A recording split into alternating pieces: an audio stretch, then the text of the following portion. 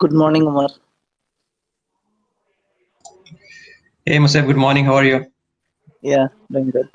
How about you? Doing good, thanks. Thanks for joining. Yeah. So, is everything ready now? So we will be starting in another 11 minutes. Okay. So, is everything ready now? Is the session live on YouTube? Yeah, I think it's live on YouTube. Can you just double check? Yes. Give me a minute. Sure.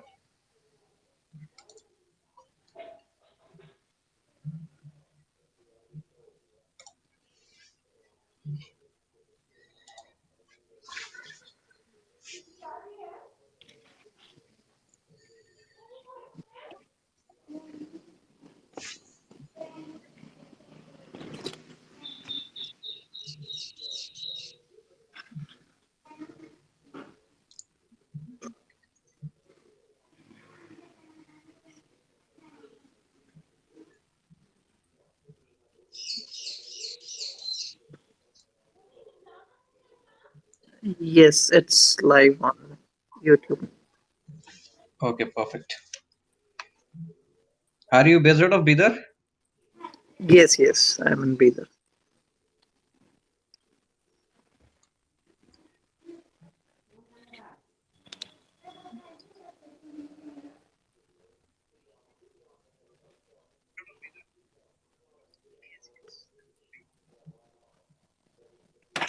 I think there is some delay in live telecast, right? Yeah, there are like because of the quality, I believe it's like 5-10 seconds of delay. I think that should be fine because um, the YouTube stream is anyways only for chat, so we can pick it up. Nobody can speak from there, so we should be fine. Oh,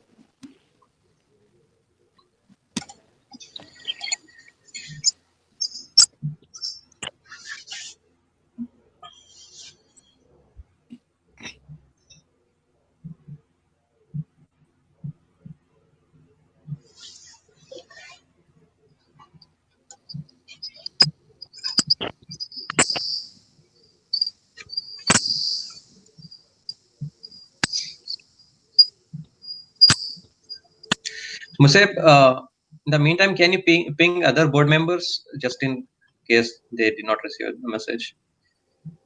okay. Thanks.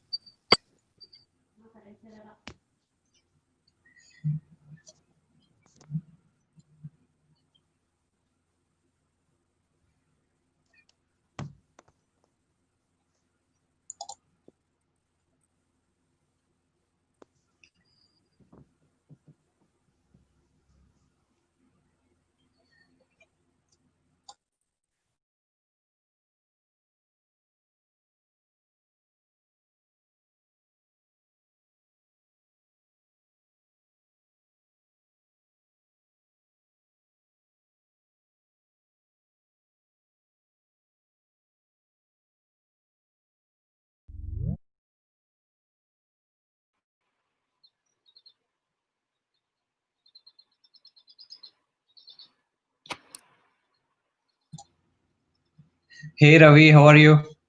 Hey, I'm doing good. How are you doing? Doing great. Thanks for joining. This is Umar. Hi, Umar. Hi. Can you quickly give me a brief about Springboard Foundation? What are you guys doing? Yeah, sure. That would also be a part of my introduction soon. So we are a non-profit organization. Basically, we are focusing on grassroots level ideas, which can help solve some of the social issues which we have, and the benefit totally goes towards the society. So we are looking for some totally outsourced, open sourced kind of ideas. So we mentor some of those aspirants. We have a team of mentors working in different fields of technology, mostly in IT, I can say, but we are definitely open for civil engineering and mechanical engineering and all sorts. Because mainly we are open to all sorts of ideas which can benefit the society at large. I mean, helping the poor and the needy of this country. So that's what we aim at. Got it. Sounds good. Sounds good. Perfect. So how many people we are expecting today? So we also have YouTube stream going on.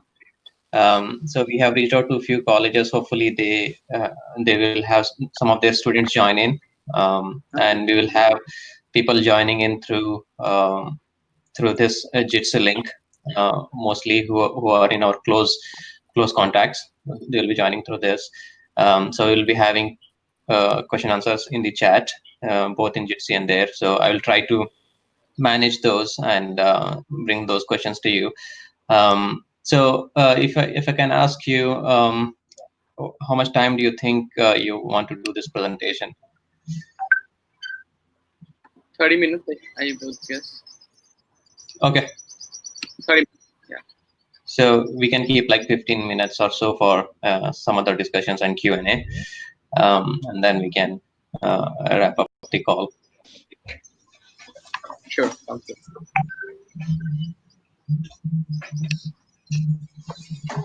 So once people join in, I will mute everyone, but then you have to unmute yourself because Jitsi doesn't allow me to unmute people by their own because of some of their regulations. Sure. So everyone don't have to share your screens, so that you can have a good bandwidth apart from our speaker.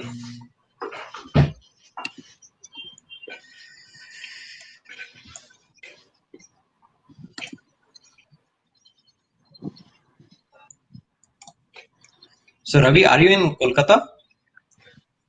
I'm in Jharkhand. Oh, okay.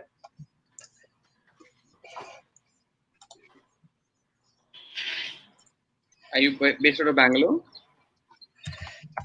Yeah. Currently I'm in Philadelphia here in the United States. I basically was in Bangalore. I'm actually working for Adobe Systems here. I was in Bangalore 3 years back. I have association with that, but I'm basically from a place in North Karnataka called as Bidar. Okay. I don't know if you ever heard of that place. No, I've not heard of it. Right. Yeah. So I also know Sajid, as I was studying in Bangalore next to his college. I was in MS Ramaya. He was in IISc just next to that. So Okay. I know him through that. Got it. Okay. Cool.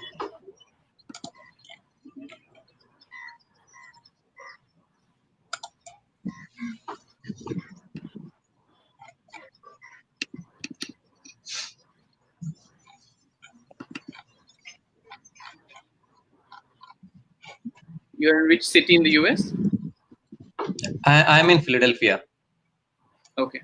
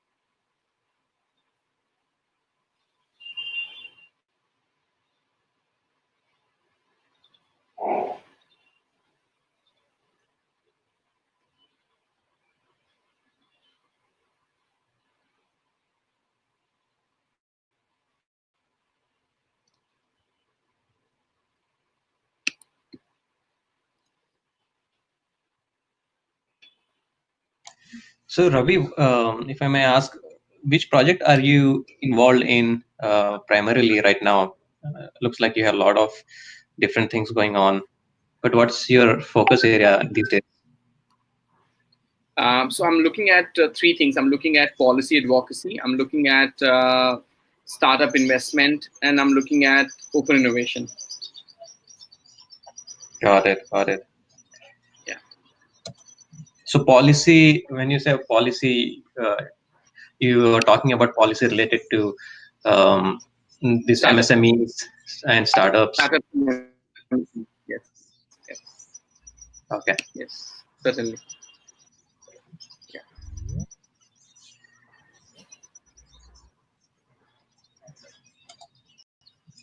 So basically, I try and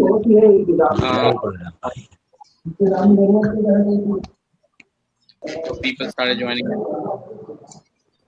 Yeah. So let's give a couple of more minutes, and Sure. we can meet up offline, and we can stay connected. Sure.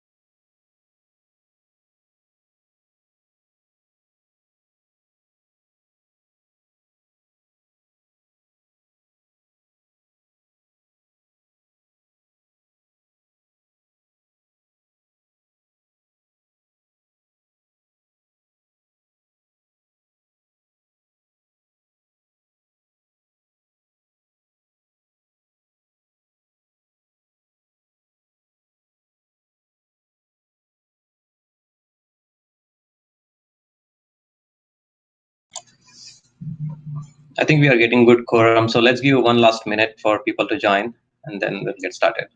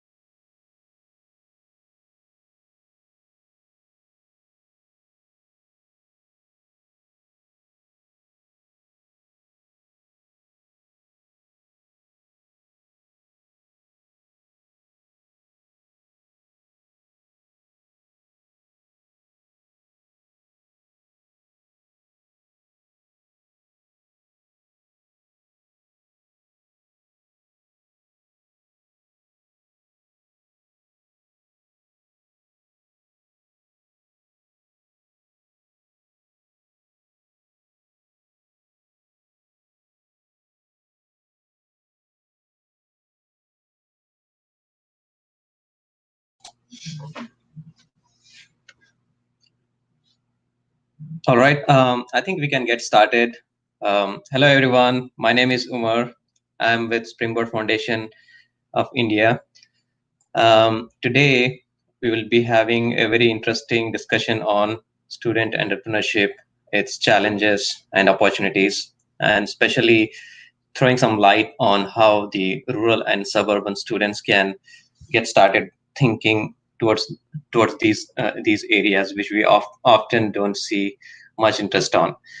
Before going forward, I would like to introduce what Springboard Foundation is, and then I'll take you through our speaker today. So Springboard Foundation of India is a not-for-profit organization specially established to promote and encourage innovation and social entrepreneurship at the grassroots level. It is basically a platform for all of those who feel that they have great ideas for social welfare, but often don't find support to develop those, and those who want to do something but are in search of some of those ideas. So basically, it connects, supports, and acts as a bridge between people with ideas and experts who can help transform the ideas into life. So there are current projects which are going on where we are developing some of those ideas. One of them is the microfinance cooperatives, bridging them with the technology and helping them out, and looking into training some of our students going to colleges and giving them a sort of new avenues to ponder over, taking them through what entrepreneurship is, what how you can use open source to inculcate and achieve some of the larger social needs which we have today, and to cater to them. So one of them is a NeedNet app, where we connect different smaller groups with like interests. So that's still in development phase. So some of those ideas you can go and check it out on springboardfoundation.in, and we would be happy to help you all if you have any of those ideas, and happy to help invite you to be a mentor and also become an intern if you want. So you can go online and submit your ideas and be in touch with us, and we'll take it from there. Now, coming back to the main topic here, student entrepreneurship opportunities and challenges. So we have with us here Ravi Ranjan. He is an entrepreneurship evangelist, startup expert. He is also a government advisor on some of the government policies. He has been into TEDx speaker twice. Ravi is also a founder of Starting Up with Ravi Ranjan, which is a high growth advisory firm which works closely with government, academia, enterprises, and entrepreneurs to promote startup ecosystem across the nation.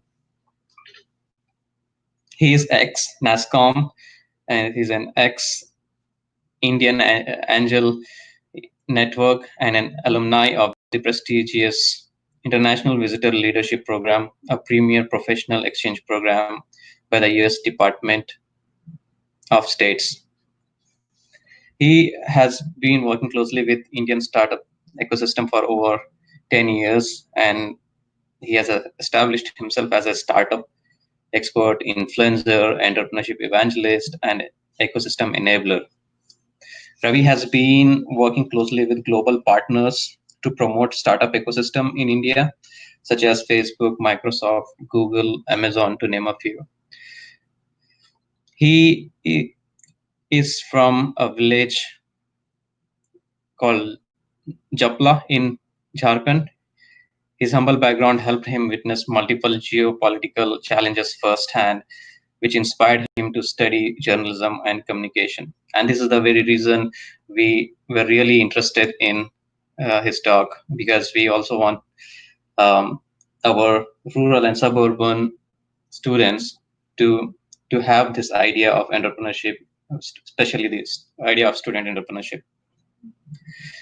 Ravi started his career as a journalist and went on to join the Indian entrepreneurship ecosystem to help startups solve global and local problems. As I said, his expertise is in entrepreneurship, angel investment, early stage ventures. So if you have any ideas where you need any of these supports from these areas, feel free to reach out to us, and we'll be happy to connect to Ravi. I'm quite sure we'll definitely get that support from Ravi. So there are a lot of things to tell about Ravi, and we can go deeper into that. Um, what we can do is I can post his LinkedIn profile in the video video description later on, and you can go through that. So there are a lot of things which we can talk about him, but today we definitely want to hear from him, his ideas, his thoughts. What are those motivations and inspirations which we can take it to our students and help them think towards these very great initiatives, because these are the ones which will be helping us in nation building, generating employment opportunities and whatnot. So before I go and give this to Ravi, I would go ahead and mute all of you. Please feel free to mute your videos so that we can save some bandwidth here. And if you have any questions, please put them in the chat here. There is also a live stream going on our YouTube channel. Feel free to put your questions either in this chat or in the live stream. We will be having a Q&A session once we complete Ravi's presentation. So I'm going to unmute myself and everyone here and give this to Ravi. Thanks a lot, Umar. Really appreciate that. Thank you so much for your kind introduction. And first of all, I would like to congratulate the Springboard Foundation team here in India who are doing some great stuff. Thanks a lot to Sajid as well, who introduced me to Umar. And I'm pretty excited today on a Saturday morning. We are all here today talking about entrepreneurship. We are talking about challenges and opportunities. And I think that is, in a way, kind of the crux of an entrepreneur. When you're working in an organization, you get so much comfort. You get the comfort of when do you want to work, and you get the comfort of getting a weekday off, and you're getting a comfort of getting paid every month on time. When you are an entrepreneur, all of that is kind of taken away, but for a larger good. So what I'm trying to say is that when you're working as an entrepreneur, you are the CEO. And the CEO here is not the chief executive officer, but the CEO here is the chief everything officer. And I'm sure people who are entrepreneurs, they would agree to this. Pretty excited to be here. My name is Ravi Ranjan, and it has been close to 10 years that I have been working with the Indian startup ecosystem. And over the last 10 years, I have had a wonderful privilege of working with some amazing entrepreneurs. When I started my journey in this ecosystem in 2010, entrepreneurship was not considered as cool as it is today. Today, when I go to colleges, students are very excited about building a venture and all of that. But in 2010, it was difficult. People who were working with large corporate and were trying to kind of see how they can build their venture, it was challenging for them to do that. Fast forward to 2020, India is now the third largest startup ecosystem in the world. We have more than 60,000 startups. We have close to 10,000 investors. We have a lot of incubation center, but still we are, like long way from where we are supposed to be. We have just started scratching the surface merely. And just to give you some insights, if you look at United States has more than 100,000 angel investors. That's more than 1 lakh angel investors. India has less than 10,000. So what I'm trying to say is that India, a country of 1.4 billion people, has a lot of opportunity in how we can look at problems locally, solve it with a global approach, then sell those solutions both for Indian consumption as well as for the global consumption, and then contribute towards nation building, generate wealth for ourselves and for our organization, and also contribute to the nation. Just give me 1 second. I will start with my presentation here.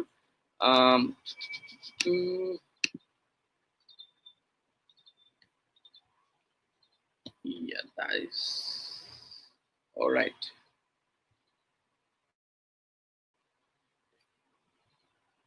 Just want to make sure if my presentation is visible. Umar, can you just give me a confirmation if it's visible?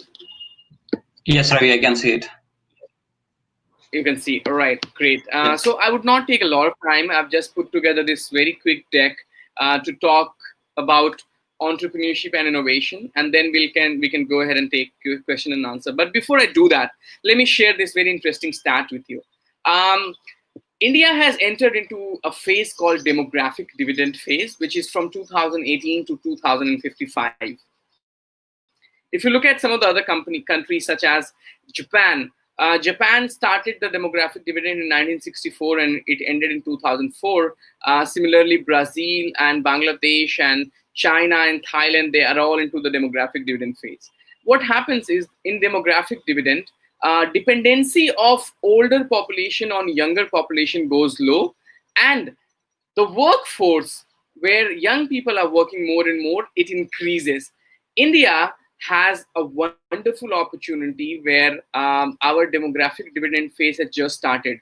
What it means is that all the young people are going to join the workforce. I mean, a lot of this is already happening, but 2020 onwards, for the next 30 plus years, we have this wonderful opportunity where Japan was in 1970s. And you can see as a result, Japan has established itself as a leader in electronics. India now has an opportunity to go there and create solutions both in terms of software and hardware solutions which the world would start consuming. Some of the wonderful stories have already started coming. I'm not sure if you have read the news. Just 2 days ago, Byju's acquired White Hat Junior, which is an online coding platform, for more than $300 million. The company started not more than 4 years ago, and they have been doing some wonderful stuff. There are so many amazing examples of companies like that. Let me share my quick take on, just to give you some insights. I have been going to colleges across the country and teach entrepreneurship. So far, I have trained more than 160,000 students, and I have trained more than 6,000 teachers on entrepreneurship. One of the basic questions which I ask at all the colleges and ask the students, so tell me, a startup also is into business, right? They sell a product or they sell a service, but why do we not call them business and why do we call them startup? What is the basic difference which give this nomenclature that, oh, I'm a startup and I'm not running a business? Because at the end of the day, everyone is doing the same thing. I have tried to put together my thoughts on what I think is the basic difference between a business and a startup. Look at this example. Reliance Communication launched a CDMA service in 2002 with a 500 rupees handset and a free incoming call feature. I remember I had this phone. I got this phone in 2005. I had my first cell phone in 2004. And when CDMA was launched in Jharkhand, where I was at that point of time, I got this phone. In 2007, they launched the GSM service known as Reliance Smart. By 2010, they had 100 million subscribers. However, they could not keep up with the competition and they were not innovating enough. In 2017, they had to discontinue their voice services, and a company which was at one time one of the most powerful company in the country, they had to file for bankruptcy in 2019. Here comes my take on what I think is a company which works and act like a startup. Jio launched in 2016 September with free voice calls and cheap 4G data plans. By 2020, Jio has 376 million subscribers. In 3 years, it is now India's largest and world's second largest telecom operator. Interestingly, in last 2 months, when the world is in a lockdown, Jio has been able to raise more than $22 billion from some of the best investors in the world. Now, one of the reasons why Jio has been doing so good is that Jio, while it's part of the larger Reliance organization, it works like a startup. Jio has spent more than $3 billion in last 3 years to acquire startups across the world. Jio also has a very agile ecosystem where it works, both in terms of the developers which it uses or the kind of plans Jio launches and the kind of technology Jio launches. Just to give you an example, Jio hosted an AGM last month, and they launched a very unique solution called Google Jio Glasses. It became viral. All the media houses were featuring this product. Now, interestingly, Jio Glasses are originally developed by a startup called Tesseract, and they acquired this startup just a couple of months ago before the AGM. The next example of a company called Vedantu. We all, when we were students, we have taken tuition and private coaching and private classes. Vedantu also started as a company which was known as Lakshya. It was a test prep company, but in 2014, they went into completely online interactive classes. And now by 2020, they have 15 million users. In 2020 April, they raised $6.8 million, and they are estimated to be a unicorn, which is a private limited company, by next 2 years. One last example of space. I'm sure a lot of you love space and space missions. Boeing, which started in 1916, is virtually the monopoly in space missions. NASA pays $4.6 billion to Boeing for 6 operational flights to the ISS, International Space Station. And NASA also pays $90 million per flight to Boeing per astronaut. Here comes the disruption. SpaceX, a startup started by Elon Musk, who has no formal education in space. He was the founder of PayPal, and then he sold PayPal along with his co-founders, and then he invested that money into starting Tesla. He invested that money into SpaceX, and he invested that money into SolarCity. Founded in 2002, NASA now pays reduced price of $3.1 billion for 6 more flights to ISS, and NASA pays $55 million per astronaut per flight. SpaceX is the first in history to launch 2 rockets and have them land within 48 hours. Their Falcon Heavy became the most powerful commercial rocket in the world to ever be launched. So I'm sure that gave a little insight into what is the basic difference between a business and a startup. Startups look at a problem, they solve the problem with unique approach. While solving the problem, they generate employment and they make a lot of money. Now, startups have been there for a long time, but if you look at the current world, startups are not only doing great work, they're also solving problems for the large community. Let me share some quick examples with you.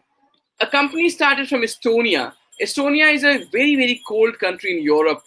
Because it's so cold, extremely cold, there is no agriculture available and possible in that country. Also, not a lot of technology was there. Skype started as a small company from Estonia, but today the founders and the early employees of Skype has went on and founded so many companies. And today Estonia is one of the most technology advanced country in the world. Estonia is the first country in the world where internet is a basic human right, and the entire country database is on blockchain. The second company is Gojek, which started from Indonesia, and today it's a large unicorn, and it has provided employment to millions of poor people in Indonesia.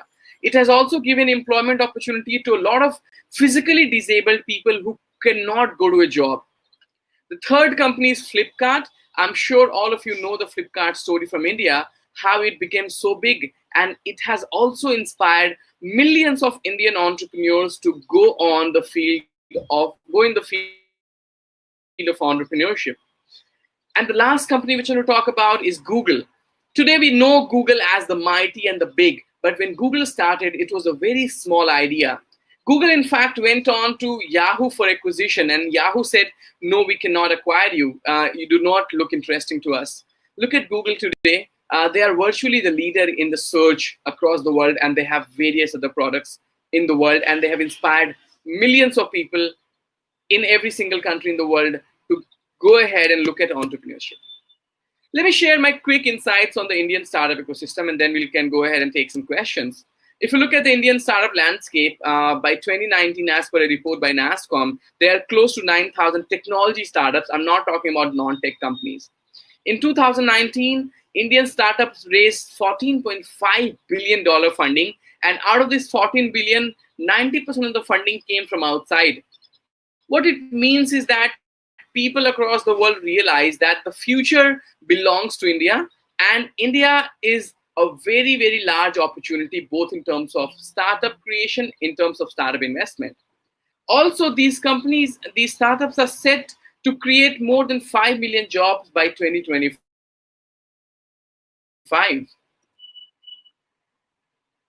A little insights on India, the land of unicorn opportunities. As I mentioned earlier, look at India. It has 50,000 plus investors, but China has 800,000 and US has 500,000. Still, India is the third largest ecosystem in the world, and it just gives this confidence to all the wonderful guys who are joining this webinar, is that there is such a large opportunity waiting for you. Let me share some insights on why India is a hot destination for global investment. Jio raised $10 billion plus in 2020. Facebook, Google, and all the other companies invested. But if you look at Indian startup, companies such as Flipkart, Oyo, Paytm, they have given 200x returns to their investment. India now has 36 unicorns. Unicorn is a private limited company which is valued at $1 billion. India also has 282 Soonicorn. A Soonicorn is a private company which is soon to be going to be unicorn. But the most important point is here on the last corner. Look at how tier 2 and tier 3 city entrepreneurs are contributing to this growth. There has been more than 300% growth in the number of startups which are coming from tier 2 and tier 3 cities in India since 2016. There has been a more than 450% growth in early stage funding by angel investors from tier 2 and tier 3 cities. During the lockdown, a lot of you might be thinking, oh, it's a very bad time. The world is going to be in a